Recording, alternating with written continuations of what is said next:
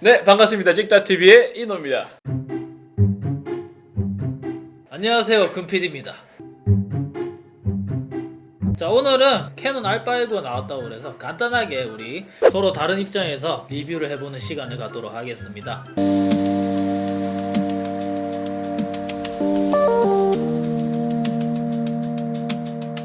저는 이제 30만 유튜버거든요. 비디오 제작자 입장에서 한번 보고 네, 저는 사진 찍는 사람으로서 R5를 한번 보도록 하겠습니다. 바로 시작해보도록 하죠. 자, 그러면 이 금PD가 본 영상 스펙부터 한번 파헤쳐보도록 하겠습니다. 일단 R5 영상 스펙이 굉장히 좀 인상적인데요. 8K, 뭐 영어로 할까요? AK? 8K로 하겠습니다. 헷갈릴 수도 있으니까. 자, 8K 로우가 촬영이 된다는 게 굉장히 인상적이고요. 그 다음부터 이제 8K 30p, 그리고 4K 60p, 4K 120p도 됩니다. 안타깝게도 근데 8K 로우로 찍으면 20분밖에 촬영이 안 된다고 하네요. 그것도 23도C 기준에서.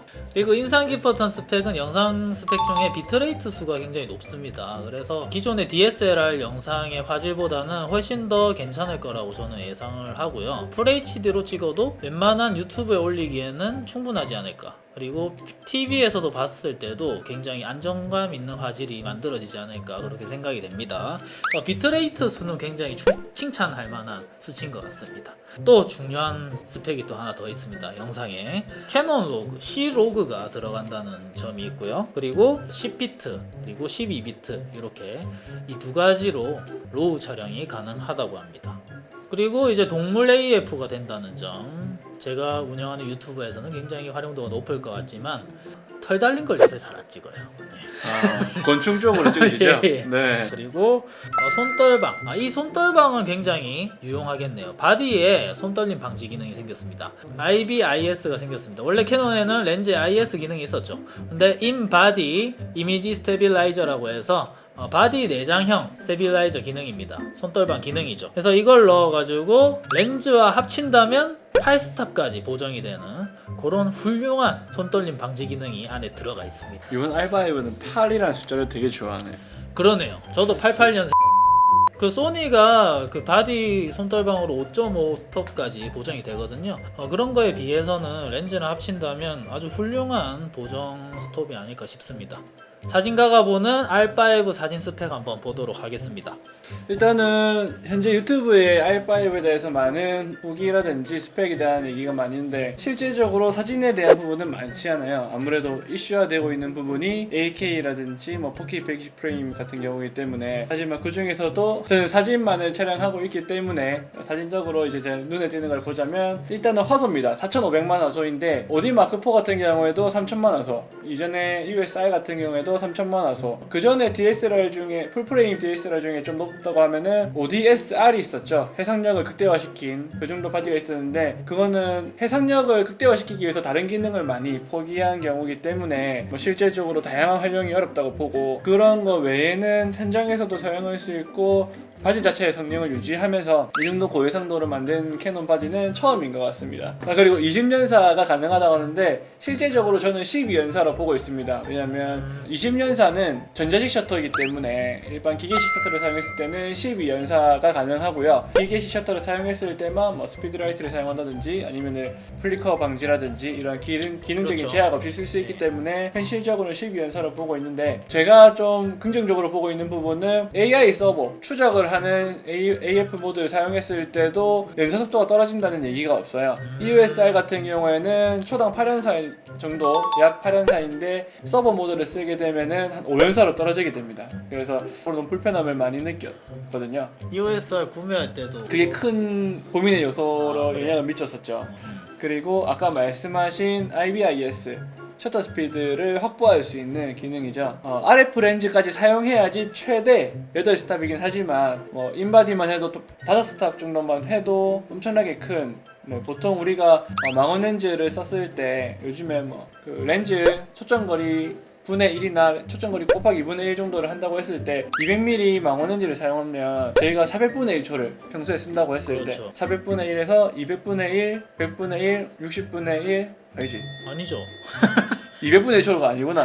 200mm 렌즈를 안전하게 찍기 위해서 셔터 스피드를 쓰시는 분들이라고 한다면 250, 그다음에 125분의 1, 60분의 1, 30분의 1, 15분의 1, 15분의 1초로 사진을 찍어도 뭐 피사체가 흔들릴지언정 완화를 할 수 있다라는 말이기 때문에 대단히 큰 차이라고 볼 수 있을 것 같아요. 5스탑만큼의 조리개를 더 좋을 수 있거나 감도를 더 확보시킬 수 있기 때문에 퀄리티적인 부분이 아주 올라간다고. 그리고 AF의 기능의 향상인데 1DX Mark III 동급의 AF 기능을 넣었다고 하고요. 그다음에 캐논이 가지고 있는 장점이죠. 듀얼 픽셀 시모스 AF, 그리고 인물과 동물의 검출 능력이 향상되었다는 점, 이 부분은 대단히 기대를 하고 있습니다. 특히 플래그십 바디의 AF 성능을 동급으로 넣었다는 것 자체가 칼을 가지 않았을까라는 생각이 들고요. 저도 좀 기대가 됩니다.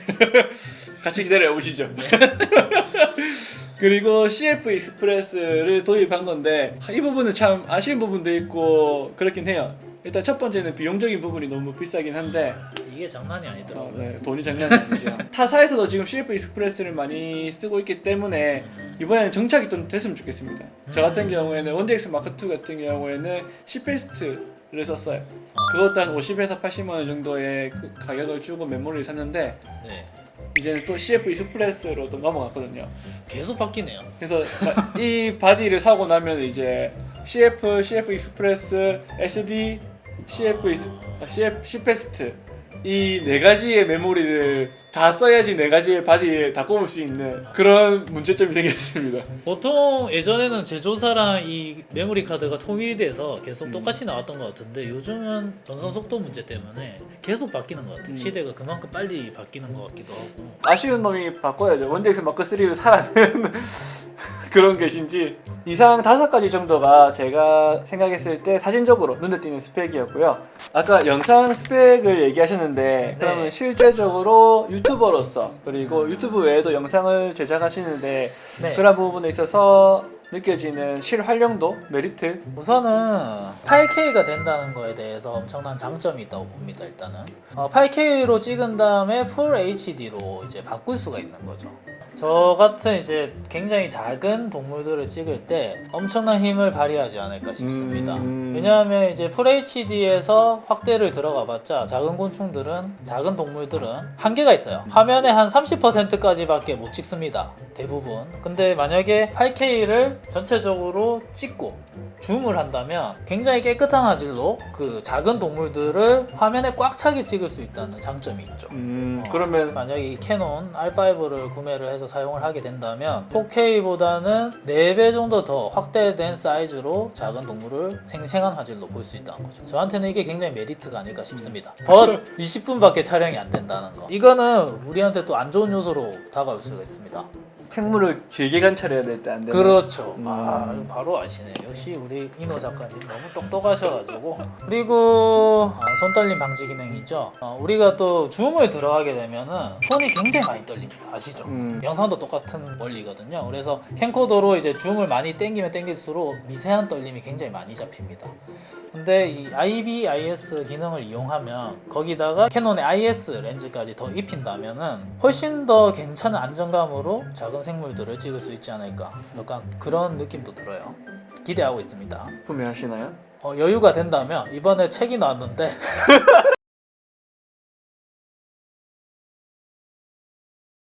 이게 이제 저희가 이번에 나온 책인데요. 이게 많이 팔리면 R5 한 대 정도는 거뜬하게 구매할 수 있어요. 이게 30만 유튜버가 네. 쓴 에그 박사라는 책이라고 합니다.